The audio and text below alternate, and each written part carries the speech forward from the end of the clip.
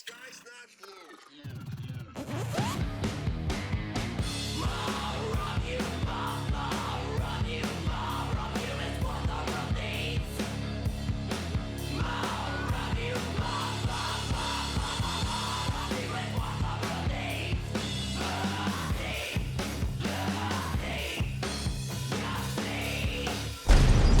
You need to understand that when the time comes, I'm going to be taking over.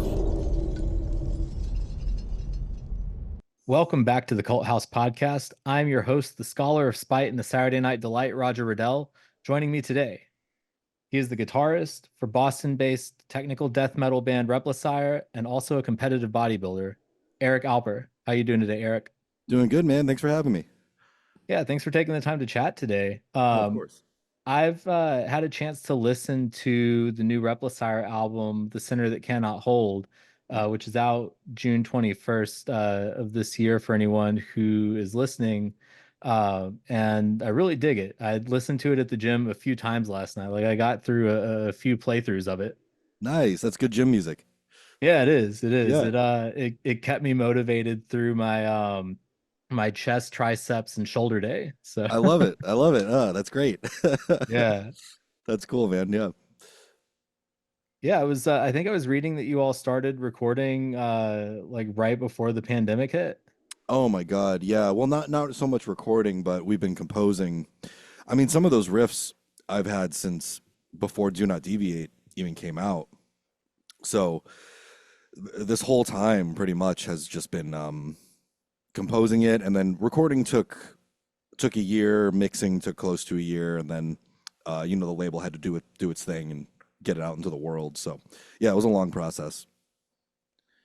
Yeah, and I know it's coming out through Seasons of Mist. Mhm. You all kickstarted your debut album. So how did you all, go from that process to getting linked up with Seasons of Mist Oh over the yeah. last several years? Dude, that's a great story. So yeah, the first album we self-funded, we put it out. It's not on a label or anything, independent release. And we were doing our thing, touring, playing shows, whatever. And that year, I want to say 2012, maybe. Our friends in this band called Rattlehead from LA were touring. They were doing like a 3-month tour across the US, and we were going to link up with them for a week when they were over on the East Coast. So we were going to go down a couple states and link up with them, I don't know, in South Carolina or something. It's hard to remember all the details, but I know I was trying to book a couple shows to like get us there, right? Like a few on our own before we link up with them and join their run.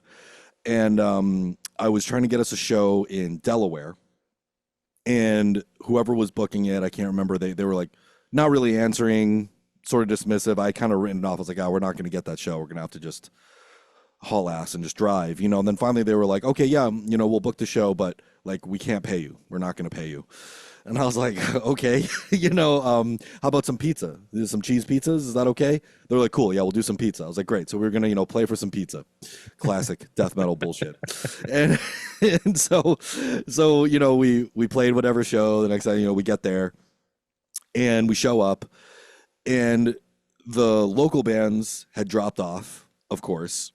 So it was us and some other out-of-state band, both with like zero draw. And whoever was there that night, the management had no idea about the pizzas. So we weren't even going to get our food. But we were like, okay, whatever. We'll play the show. Good warm-up show. Give it all we got. And so we played, just as hard as we could, right? And sure enough, like the one guy there was the rep from Season of Mist, who had driven out to scout us, sort of, right, to see what we were about. And I don't even remember meeting him that night. I think he may have met our singer at the time, but it was enough to impress him. And when we played in Philly, where their office is, they came and saw us there, and there was actually a decent crowd. They really got to see us do our thing. And sure enough, a couple of weeks later, we got an email saying, hey, we'd like to work together. So it's sort of like I feel like it's sort of a story out of the 80s or something, man. Like usually it's like, oh, we went viral on YouTube and someone picked us up or we did that. But like, no, he just saw us play an empty room to fucking the sound guy and the bar staff. And he liked what he saw. So we we did a deal. Yeah, I mean, I feel like the only better ending to that story would be if, when you went to sign the deal, if they had pizzas for you, since you didn't get That your would have pizza been at the good. show. Yeah, that would have been good. I just figured that's such a good part of the story, because it's like we're not going to pay you, we'll give you pizza. It's like, yeah, fuck your pizza. Also, there's no crowd. It's like, okay, sure, this is the life I chose, I guess. Yeah. So the center that cannot hold is actually my introduction to Replacire. Oh, cool.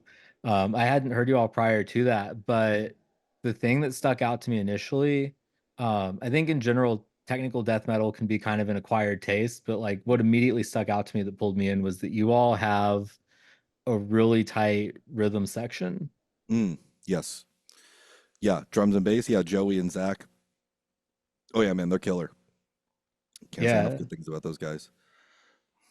Yeah, like it just really felt like, on a lot of the songs that they locked in.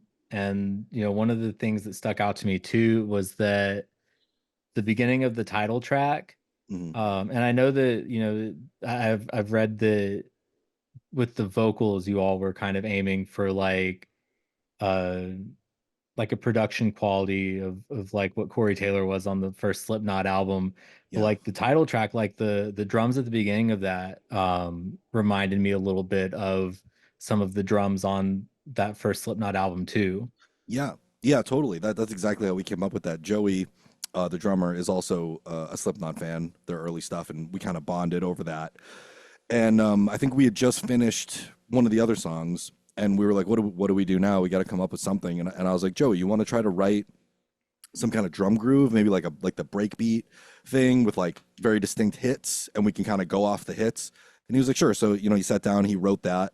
I was like, "Yeah, that's perfect." And then then the guitars just followed those kick hits, right? And then we kind of came up with the next riff, and off we were going. So it's not like we went into it like, let's write a Slipknot song, and it's like that's not Replacire, right? It's just one of the many influences that I like from my early days of getting into metal, and I even still listen to that album. It's one of my favorites.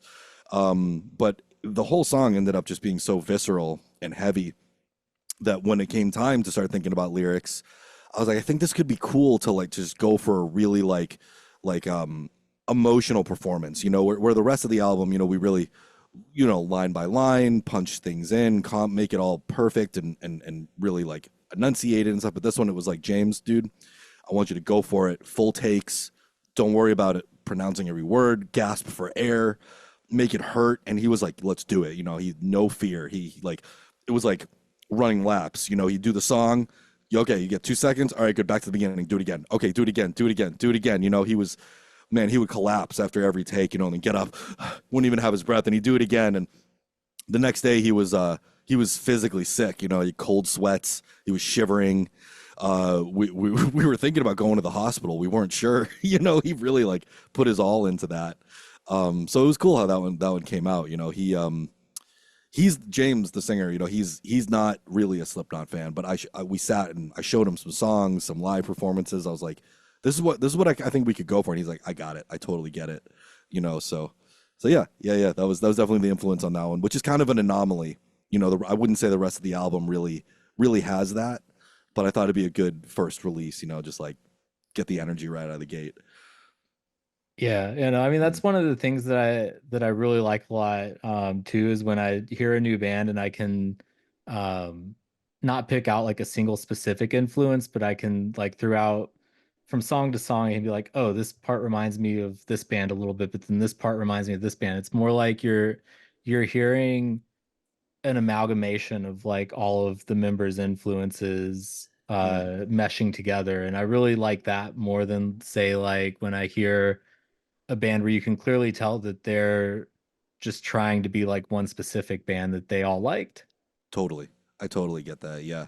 Yeah, we all have our different tastes, but there's certain things that we all kind of agree on, and I think you can hear that in the final product for sure. Yeah. Yeah.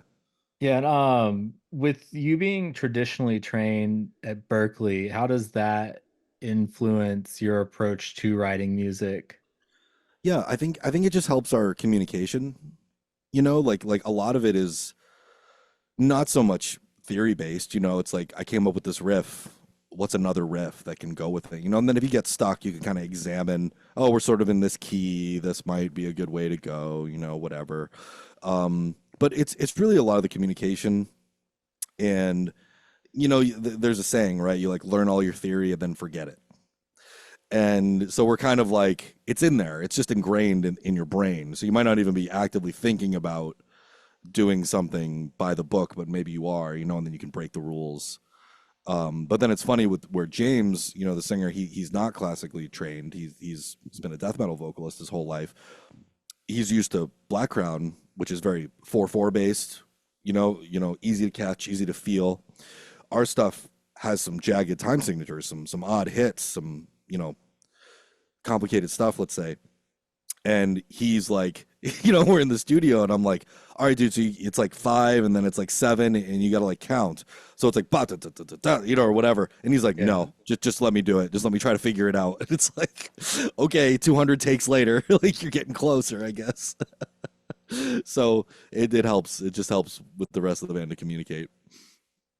Yeah, no, I mean it's always been interesting to me that like as much as metal and extreme music in general can be um anything goes and like very um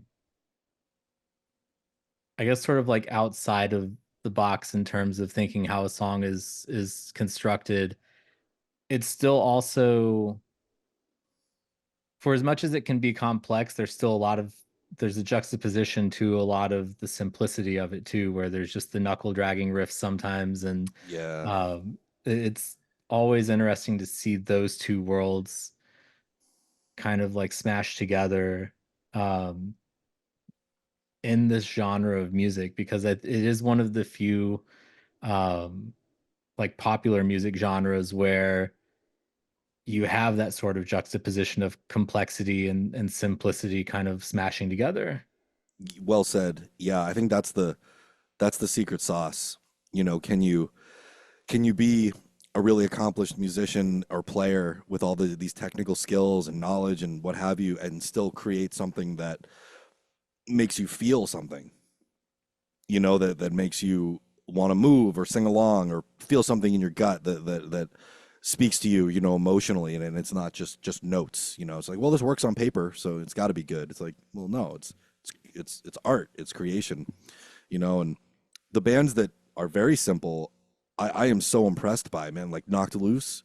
That shit makes me want to rip through a wall, and it's like the simplest riffs, but the way they deliver it is just such an art, and I find that's hard for me. That's why like I went into this album wanting to make stuff like that, or like a Pantera riff, just simple and just driving and testosterone, and we ended up with all this technical shit, that we do. But I think it still kind of gets the point across. It's still heavy, but in its own way.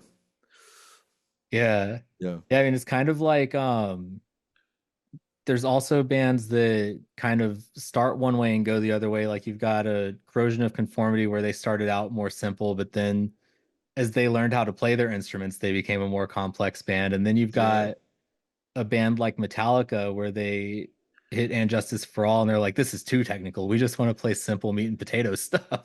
Dude, yeah, that's a great example. Like they were in prog territory on Injustice for All. That was like I love that album, and then but that's a good example too of I'm pretty sure their producer Bob Rock came in and was just like, guys, you want to make money or do you want to like what do you want to do here? But props to them though. I mean, Jesus Christ, they're billionaires, but yeah, great example. Yeah, no, I've always assumed that that's, kind of a mix of what you're saying with Bob Rock, Mm, presenting them with that, and then yeah. also James and Lars being like really big, like Motorhead worship dudes, and Mm. because everything that happens after that is kind of, um, or maybe not everything, but like a lot of stuff that happens after that is Metallica basically being their version of Motorhead. That's a good way. I never thought of it that way. It is, yeah, the simplicity. I love Yeah, Motorhead. That's funny you bring them up. I've been listening to them lately. yeah, no, it's they're another one of those bands where the way that Lemmy wrote songs made everything sound a lot simpler than it really is. Yeah, yeah, very good songwriter. Just simple, straight ahead rock and roll, man. And that gnarly bass tone. Oh my God, Yeah. legendary. Yeah, and when it comes to songwriting and technical death metal, there's some parts on the new album with the clean vocals, and they work really well. That was another thing that I thought of as I was Oh, listening to it, was that, oh, this makes sense in this part for there to be clean vocals here, and it really complements the song. How do you kind of navigate figuring out where to put clean vocals in a genre that's not always, friendly to clean vocals? totally. Yeah, it's well. I'm glad you said that. Thank you. I'm glad it makes sense because that was it. Just seemed obvious when we heard that part. It's like, well, okay, this part doesn't work instrumentally. Screaming over it feels a little forced if I imagine it, right? The the actual content of the riff is harmonic enough that it could sustain a melody. So let's see if we can write a vocal melody, right? So it kind of like, I guess it's more like a gut, almost like a gut feeling, or maybe that combination like we were talking about having the theoretical knowledge just tucked in the back of your brain, like you're just like, oh yeah, totally, this is gonna work, right? So yeah, and then we kick around ideas, and we all kind of hum stuff, and it was very very collaborative to come up with that, you know. Um, on a couple of them, I think a couple James just wrote. He's really good at just kind of gut feeling what it should be, and I didn't overthink it. I was like, that sounds great, go for it.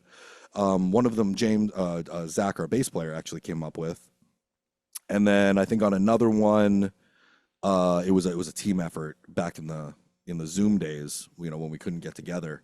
We were all just kind of kicking ideas around. So yeah.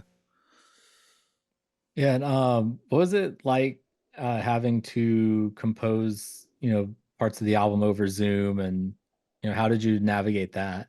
Oh, it was so frustrating. It was so frustrating, but it just, there's that pressure, you can't just stop.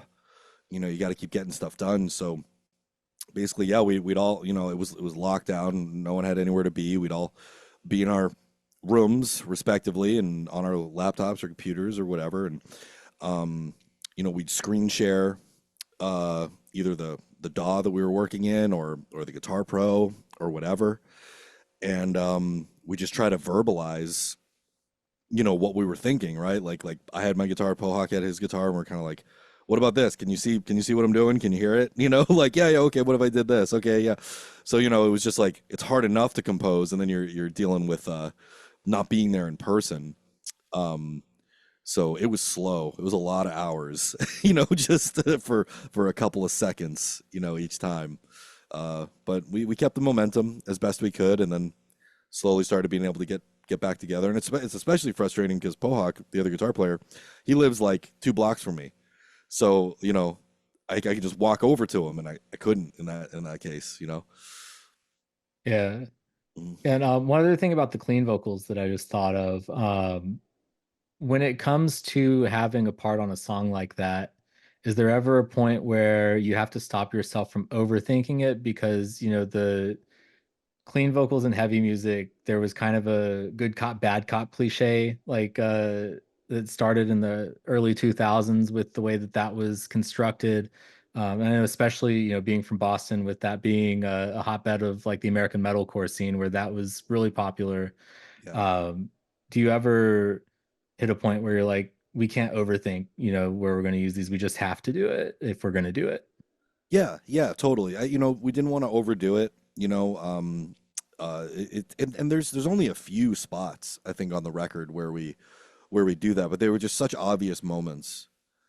So it wasn't so much a case of overthinking. It was more just like, let's just make sure that the melody is strong enough, and it doesn't take away from the song. It still sort of has an edge, and it's the tension in the release, right? That's maybe a lower point. So what's it building to? Where are we going to go after that makes that low, amplify the high that comes next? So yeah, it was all overthought anyway. So you know? I mean, Yeah. I think creative work always does involve a little bit Yeah. of overthinking, because Oh if yeah. you have any sort of creative inclinations, you're always kind of in this space of, this isn't good enough. Yeah. Even though, other people might feel like it's good, you never feel fully satisfied with the product, because creative people always have the inclination that, oh, this can always be better. Yeah. Yeah, it's hard. They say nothing's ever really done. You just run out of time and money. So you got to put some limits on yourself, and we took long enough to do this thing. And but we did hit a point, before we officially started recording, where these feel done. No amount of reworking is gonna bring these further. And then all the music was done. The vocals were still not so done by the time we hit the studio. So that was kind of the icing on top. We're like, let's really bring it all together with a solid vocal performance. And we spent 2 weeks in the studio just on vocals. 2 weeks of 8-hour days, tracking what we had written, what James had written, telling him ideas I had, creating parts, reworking parts. So everything was very, very composed, and then the lyrics were vocals were kind of crunch time, right? Like it was like this we got to get this done now. We're done after these 2 weeks. Yeah. Yeah. Yeah. What was the biggest challenge for this album, just given like the circumstances of the pandemic happening in the middle of writing it, and I guess how that potentially maybe drew things out with the whole process of creating it and recording and everything? Yeah, that was such a drag because we had just solidified the lineup. And we had just gotten off a tour in February, right before things locked down. We were ready to just like play shows, rehearse, write songs together, like in the space. And then it was just like, okay, I got to sell the van. I'm just paying insurance on it and parking for no reason. We got to get rid of the rehearsal space. We can't even be there. I got to move. I'm going to spend more on rent. It was like, fuck, all this stuff that I built to make the band go in a almost impossible scenario of life without a fucking trust fund. It's like all my whole thing's gone. So it was like, all right, let's focus our energies on writing. So that's what we're gonna do. That's all we can do. So we'd write. And it's not so much from the pandemic, it's just, I don't know what it is with me, but I've had such a hard time creating lately, where on the previous 2 records it was just like, I don't know, I had something to prove. I was gonna write these riffs, I was gonna downpick the shit out of them, I was gonna, I'll show them, right, who's them, I don't know, I'll show them. And I didn't really have that so much this time. I knew I wanted to create something. I wanted to keep the band going. I had this great lineup of guys and musicians that wanted to be a part of it. So a lot of the writing was through Pohawk, and he's a genius. I can't say enough good things about it. Everyone contributed, but Pohawk drove the ship with this writing process. He produced the demos himself. Everything was done over at his space. So I'd go over there, we'd all go over there. I'd be like, I don't know, dude, I have this like half an idea, and I'd play it, and he'd look at it, he'd finish it. I'd be like, yep, that's exactly what I was trying to do. And then he'd write another riff. And I'm like, how did you come up with that? And so a lot of it was him with his guitar in front of his computer and me over his shoulder. Like, yeah, now do this. Okay, oh, now go do a high part. Okay, now do, just like, and he's like, okay, yeah, I got it. So it was a lot of me leaning on him and the other guys, and all of us just kind of putting our heads together to try to just create things, as opposed to me just being like, here's the material, the album wouldn't exist without Pohawk, without the rest of the guys. It was very much a group effort. Yeah. Yeah. And when I was, doing some research before this interview the last few days, I had Googled Replacire to figure out, like, what's a Replacire supposed to be. Yeah. And then I was like, out? oh, it's just Eric Alper's name backwards. Hey, you got it. Yeah, that's the biggest secret in metal. Yeah. People have mixed reaction to that. So sometimes they're like, oh, that's so cool, and other times like, that's fucking stupid. I hate that. And I'm like, oh, I don't know. And it started as a joke, man. Like in the early days when I was putting it together, like 2008, 9, whatever it was. We're kicking ideas around for a name, and for whatever reason, I always knew my name backwards was Replacire, and I thought it sounded cool, and I said it. And everyone in the band at the time, they were like, "That's cool. We should do that." I was like, "No, no way. That's stupid." They're like, "No, we should. That's awesome." And it stuck. It's just what we went with. Yeah. Yeah, I mean, I don't know if you were ever like a Mortal Kombat guy, but the yeah. character Noob Saibot is just like the two last names of the co-creators backwards. Is it really? I Yeah. didn't know that. Hey, with some like-minded folk out there. Uh, that's great. Yeah, Yeah, no, it's like stuff like that starts as like an Easter egg or whatever, and yep, fans notice it over the years, and yeah, yep, yep. It's cool. It's cool. Yeah, yeah. And it kind of sounds like I don't know. It almost sounds like a creature or something. Or yeah, yeah. yeah. Like I thought that it was going to turn out to be some sort of like French form of like torture or some shit. Ooh, yeah. They put you in the Replacire if you ate too much corn as a peasant or something. I don't know. Yeah, I mean, now that you're saying put you in the Replacire, I'm just thinking that it sounds like a pro wrestling finishing move too, Yeah, or it like, does. or like a submission hold. Yeah, we could do it. We could do a whole thing about this. Well, we did. I don't think it's on YouTube anymore. It's an old video. We made a goofy video of what is a Replacire, and we just all came up with like goofy things, like just weird stuff. Like I think I said, oh, it's like Robin Williams' Knuckles. I think I said that on one of them, and someone else was like, oh, it's like oh man, our old singer at the time did this whole thing about like it was a whole made up scenario of like I grew up in this like in the basement and we would just hear this sound Replacire and it'd be written on the walls and like it's just a whole dark story of whatever. So yeah, we had some fun with it back then and still has potential. Yeah. That's similar. The we were just in a dark basement. We just heard this sound, Replacire over and over. Yeah, yeah, That is I think the explanation for how Abat from Immortal says that he got his name. Or I guess he's not from Immortal anymore. He's solo now, but yeah. he Wait, says really? that the name Abat came to him because he just like painted his face in the mirror like that, and then that was the name that was spoken to him. Whoa, I love it. I love it. The Dark Which is like Lord there's a speaks. similar backstory for Yeah. Alice Cooper coming up with his like stage name too, is Oh, wow. that back in the day he used to just say that that was the name that was spoken to him through a Ouija board. Amazing. I love Yeah. that. I think there's some kind of demon thing, right? Where if you like say the demon's name backwards, that's how you summon them or something like that. I don't know. So yeah, maybe Yeah. there's some dark forces at work here. You know? Yeah.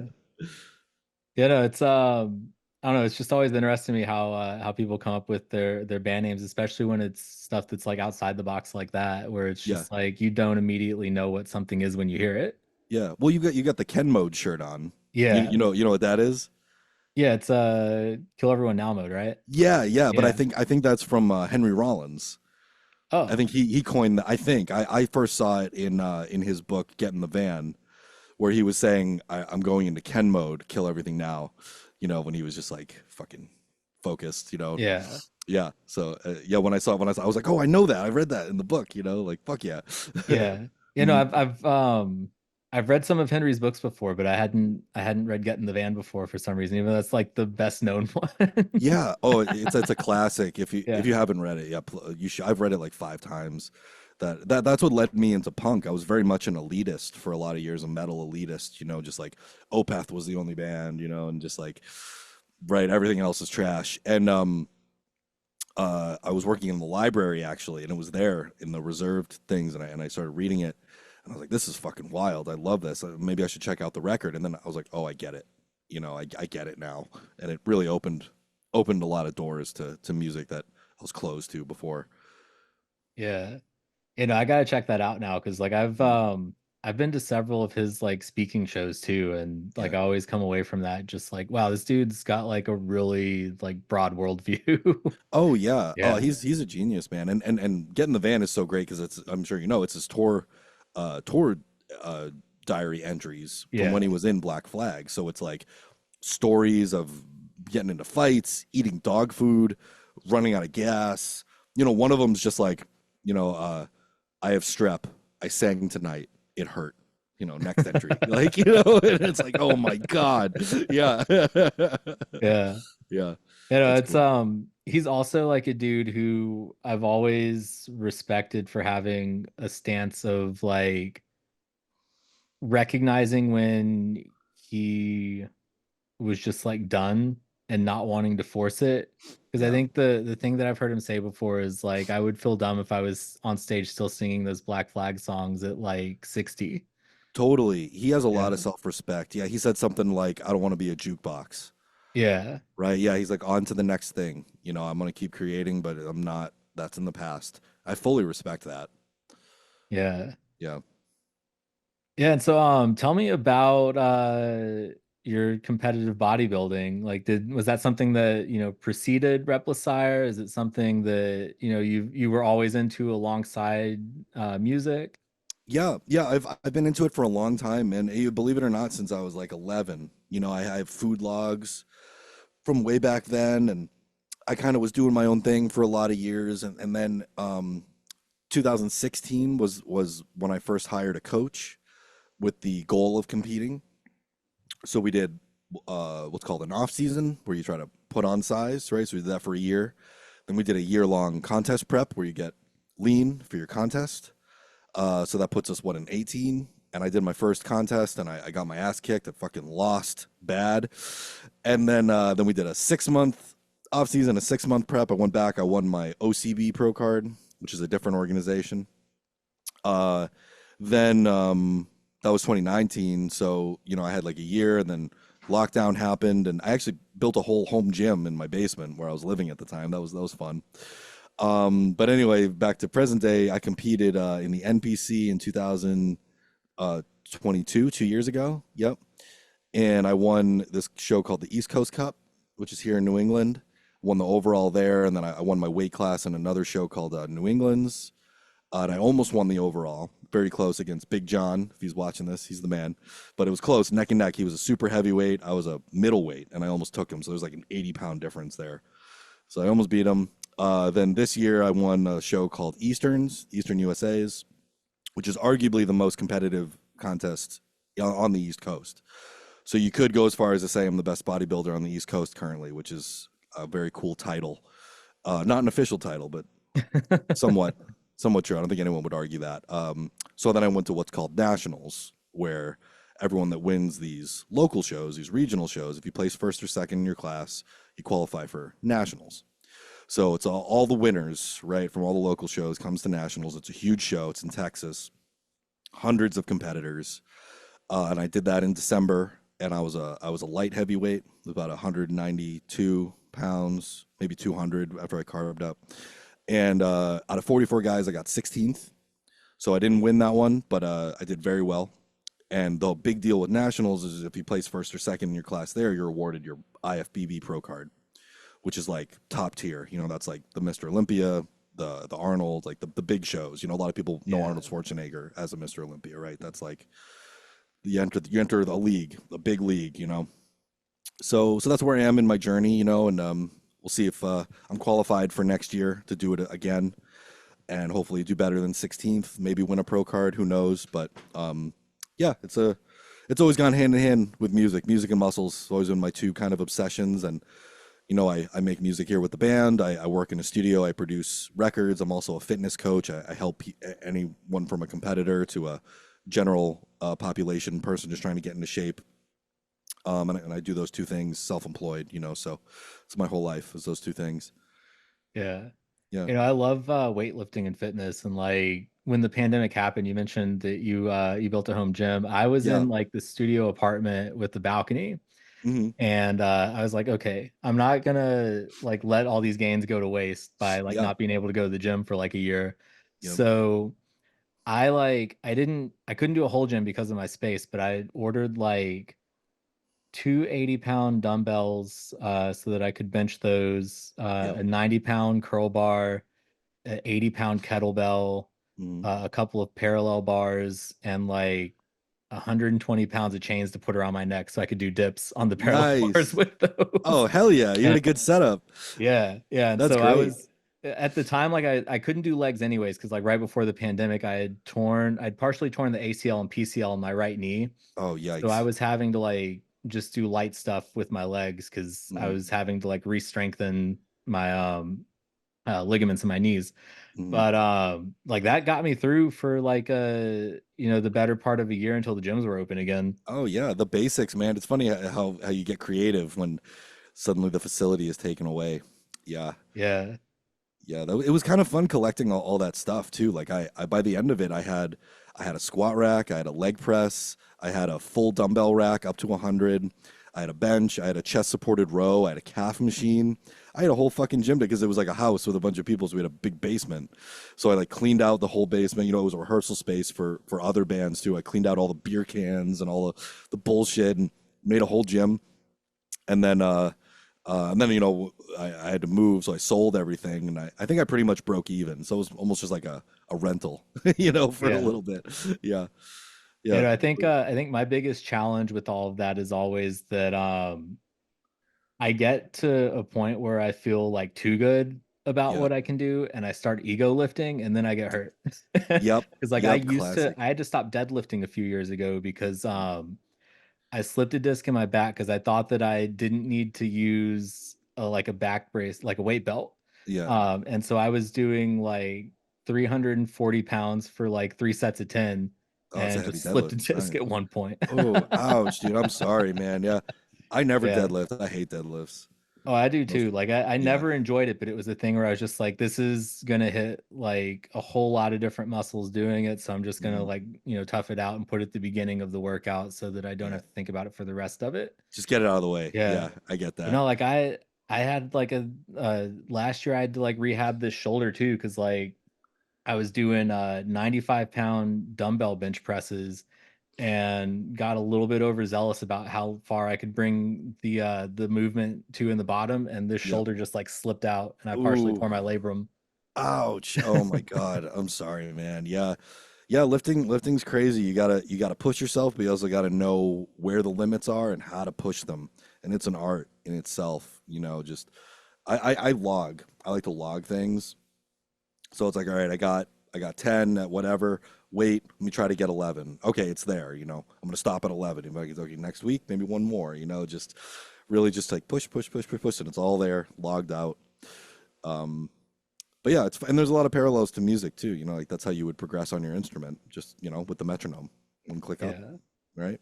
Yeah, Yeah, no, it's one of those things too where like anytime that I've hit a point where I've done something wrong like that, I start noticing everyone else in the gym doing stuff wrong. And I'm yeah, just like, I can't tell people that they're doing stuff wrong because they're gonna get annoyed.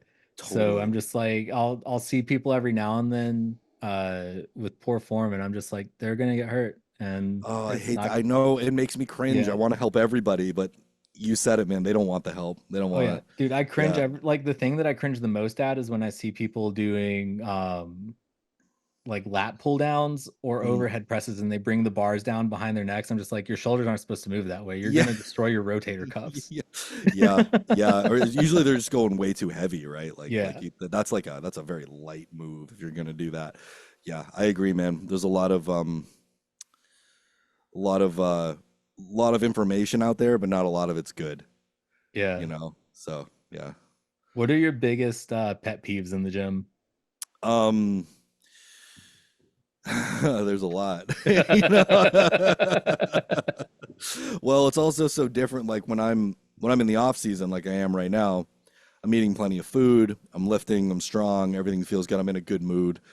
People don't really bother me. I just put my headphones on. I don't look at them. Whatever.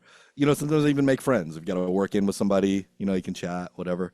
When I'm dieting, I'm so irritable. I'm so annoyed. It's like, just get out of my fucking way. And I'm not proud of this, but I've snapped at people before, and I got to get a handle on that because I get yelled at by the gym management sometimes. Well, because like I was on the cables, I was doing like some press downs or something. I was deep in a contest prep. I was miserable, and this guy, sometimes there's the pull up, just like handles in between the Yeah. cable stations.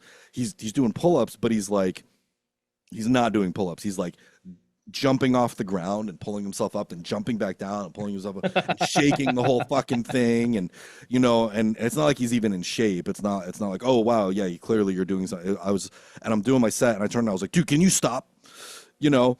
And he's like, what? And I was like, you're shaking the whole thing. And like, da-da-da. And like, and we got into it a little bit. So I guess what does that boil down to? There's a certain respect in the gym when someone's working, you know.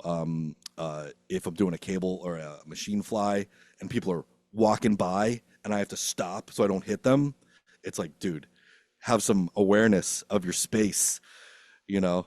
But overall, yeah, you know, people are people, right? You gotta deal with them. Maybe someday I'll have a private gym. I don't have to deal with anybody. Yeah, you know, it's Yeah. every now and then I have to, you know, walk up to people and be like, you know, hey, how many sets does your phone have left on this machine, you know? Yeah, yeah. Is it thumb day over there? What are you doing? Yeah. Yeah, yeah, I Like know. that, and the dudes who like grunt with like every rep as loud as they can, no matter whether what they're doing is heavy or not. Yep. Like especially every now and then there's dudes that'll have like 30 or 40 pound like curl bar, and they'll just be like grunting really loud, and I'll get something that's like, you know, 90 pounds or whatever, and I'll just go Mhm. stand next to them and do it completely silent. Yeah, yeah. Set the example. Set the example, dude. The day I got noise canceling headphones changed my life. That was Oh, just like, I oh, use them, but like it's still like if someone is like doing that loud enough that I can still hear it, and it's clearly just like not a weight that you should be exerting that level of energy at. hmm Like I think in general, sometimes like that also just kind of conveys to everyone that you can't handle the amount of weight that you're trying to move. But like yeah, still, I understand like that at some weight levels, yep. but it's just like little things like that. Um, I think for me are like the biggest pet peeves.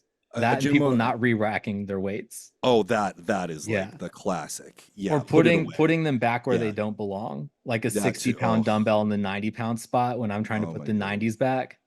Yeah, yeah. No, I hate that. I had a gym owner tell me once that you know, a lot of the commercial gyms have rules like you can't use chalk because, you know, it makes a mess or whatever. But Yeah. he told me he would only tell people they can't use it if there was less than 3 plates on the bar. So you know, if they were actually lifting like 3, 4, 5 plates, whatever, he'd be like, okay, no problem. But if it was like 1 plate, 2, he'd be like, yeah, you can't do that. You Yeah. know? So he would pick and choose who he enforced the rule on. It also like boggles my mind when people load up like a loadable curl bar with the same amount of weight that there's like a whole rack of preload bars at. And it's like, Yeah, yo, you yeah, don't yeah. need to do like all of this prep just for something that's sitting right here ready for you. Yep. I love those preloaded bar. I love when gyms have Yeah. those. That is like luxury. Yeah. You know, Yep. I love those too. And it's like my one like pain point with the gym that I currently use is that their preloaded bars don't go up to the weight that I need. So I need the like loadable one, Yeah. but then people are always using that one for weights that are already preloaded. Oh, that is annoying. Yeah, Yeah. that should be like 100 and up or whatever. You go over there. Yeah. Yeah. Yeah. Gotta set some rules. Yep. There's a great gym. What state are you in? I'm in Illinois. I'm in Oh, Chicago Illinois. area. Oh, cool. Right on. Yeah. I'm here in Massachusetts, and there's a town called Braintree, maybe 40 minutes away, and they have this awesome gym called Bayshore Athletic Club. It's humongous, and they have multiple dumbbell racks, which I just think is the coolest, and they all go up heavy. So it's like you go in there, and it's like a dream. Yeah. Um, and it's kind of funny because you walk in, and it looks like a regular gym, like the first part that you see. Then there's another hallway with all like leg stuff, just like 10 leg presses and like whatever else you can need. And then around the other way is like the dumbbell racks and all the Smith machines and benches. And it's just like, oh, I wish I could train there every day, but I can't justify an hour drive both ways every day. You know? But it is a great place. Yeah. And so I've had you for about 45 minutes now. I don't want to Yep, take up too much of your afternoon, but for is there sure. anything that I didn't ask about that you think should be out there? Let's see. Well, the album comes out in June. I think we said that. I don't know when this is going to air, but right now the single out is Center That Cannot Hold. It's on Spotify, it's on YouTube, wherever you want to listen to it. It's there. Um, if you guys want to pre-order the album, first week sales are super important. You know, that really sets the tone for the rest of the cycle. I work at a studio called Ugly Duck Studios. I produce records. If anyone's interested in mixing, mastering, editing, if you're local, you want to come record, I'm there. You can email me at eric@uglyduckstudios.com. Besides that, man, I think we had a good chat. Yeah. And, when are you guys hitting the road? I think that's the one thing I didn't ask about. No, great question. There's no plans right now, unfortunately. There's a lot of overhead in putting that together. So I'm not saying it's off the table, but there's no current plans. See how the album does. See what the offers are that roll in. You know, if we got to put it together, we put it together. But you know, I hope people at least enjoy the record. You know, a lot went into it, and if it's a gym record, hell yeah. If it's a chilling at home, if it's driving your car, whatever it is, I just want people to like it. And thanks again for taking the time to chat today. I appreciate it, man. Thank you for having me. More of you,